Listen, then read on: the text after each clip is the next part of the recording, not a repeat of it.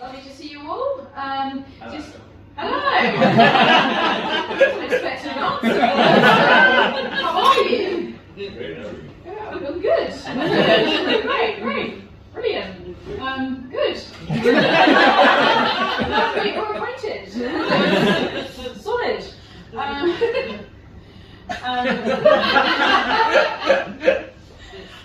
So I'm going to talk to you about my experience with lockdown, because I got a bit lonely during lockdown. I'm sure a lot of us did. Apparently, just talking to plants during lockdown and buying more plants, and more and more plants, and talking to them doesn't count as having friends. No one told me this. And apparently, if they talk back, it means there's something wrong with you. I don't know about that, how I feel about that. So I did what I thought that I would never do, and I joined an online dating site. Not any old dating site, I know. This was an online Christian dating site. Got to keep things saucy there. Yeah. Online Christian dating is a bit different. It's a little bit less. Look how big my penis is. A little bit more. Look how big my Bible is. The app was called Salt. It was named after Lot's wife. No one has read the Old Testament, I can tell you. Very disappointing. And the monthly subscription is two chickens and a goat.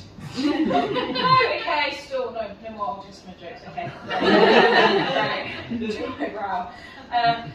And on Tinder, you have things, bios that are very important, and it's the same with Salt. So with Salt, you'd have things like, people saying things like, fearless faith, or Baptist and Smith. You get that one really, really annoying person who's been on a gap year to Africa. So humble. I'm not going to go on about it. I got talking to someone, and I'm a Star Wars fan, so I put that on my profile. And they started the conversation with me saying they liked the Rise of Skywalker. Ooh. That's my reaction. Yeah, I was uncomfortable with that.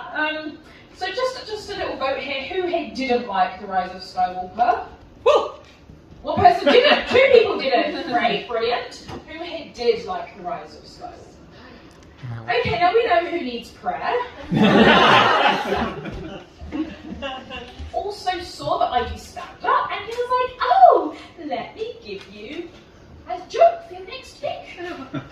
I said, "You really don't have to do that." And he said, "Oh, I insist." Do you want to hear this joke? Yeah. I take no responsibility for it, as I didn't write it. Here we go. Knock knock. Who's there? Europe. Europe who? I'm not a poo. I should have unmatched. So that was the thing that happened. I also had to tell someone that I would not be getting into their car on the first date and going for a walk across a lonely common. So that's a bit too creepy for me, mate. That's not creepy enough for me. I would like to go to a deserted roller coaster theme park instead. Much better. It's okay, I kept myself safe because I actually kind of have this wild sexual fantasy where I go on a date with someone and I'm actually alive at the end of it. And my eyeballs stay firmly in their sockets and don't become olives in a murderer's martini. It's just a niche preference of mine. So I then got talking to. I did actually get a boyfriend out of this, so that was good. Yeah. Yeah.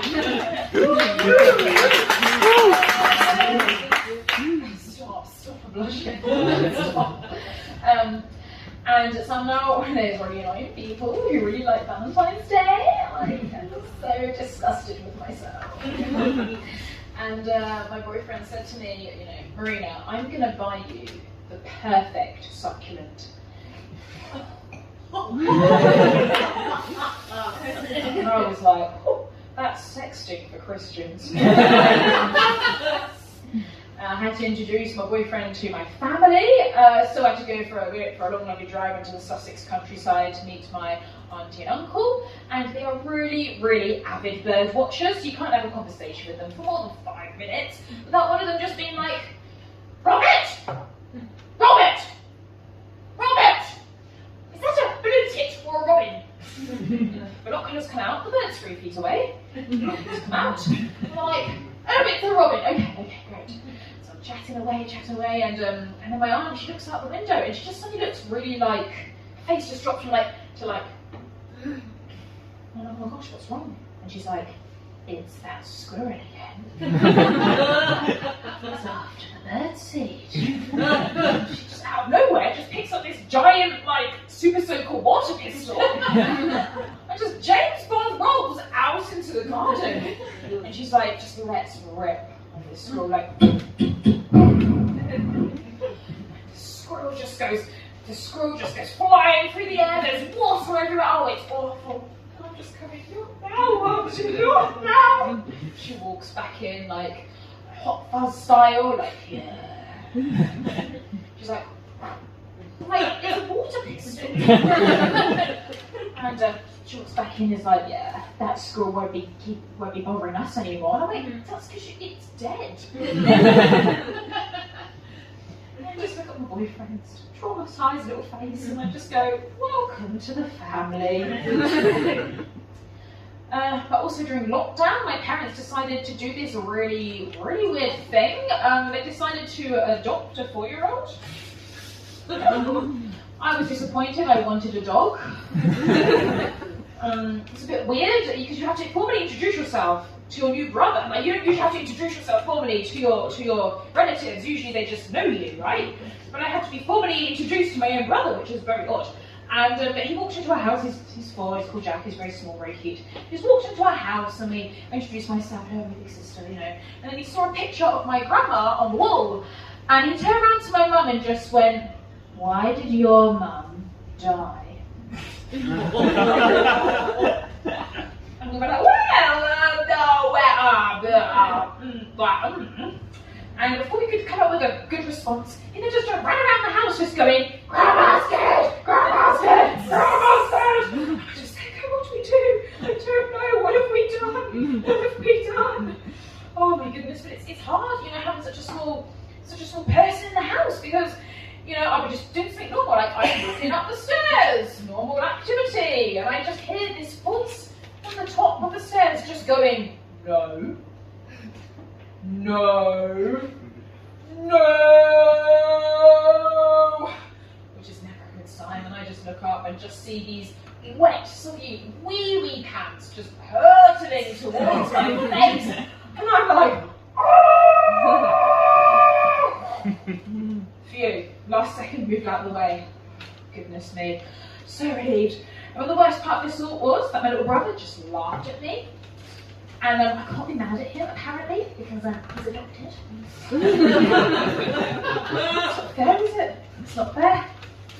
It's just a bit weird because sometimes I have to take him for a walk, you know, to do the older sister, aka bad influence, you know. I have to take him for a walk, so we don't walk anywhere anymore. No, we do we stomp like a dinosaur. Or we do the wobble dance. Or we take our pants off and we're on a public footpath. And even when we're home and there's a toilet right there and you can use the toilet, like Checklist goes to the toilet. He's like, no, I don't want to go to the toilet.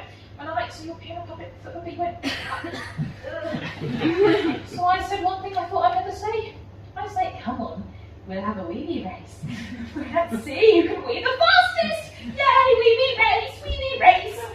And the worst part of all of this is I lose the wee race against a 4-year-old. It's not my finest moment, it really isn't. And even when I go to the toilet, you know, by myself, you know, instead of getting a moment's peace, I'm just sitting there like, minding my own business. And I just hear this voice from the other side of the door just go, Marina, would you like a biscuit? No, Jack, later maybe, I'll have a biscuit later, alright? I just just look down. I just see a chocolate digestive being slid underneath the door. What? I know floors are quite dirty, right? But I was really hungry. That was what lockdown, that's what lockdown reduced me to, eating biscuits off the floors and losing wee-wee races. So that's me, thank you, Lucy.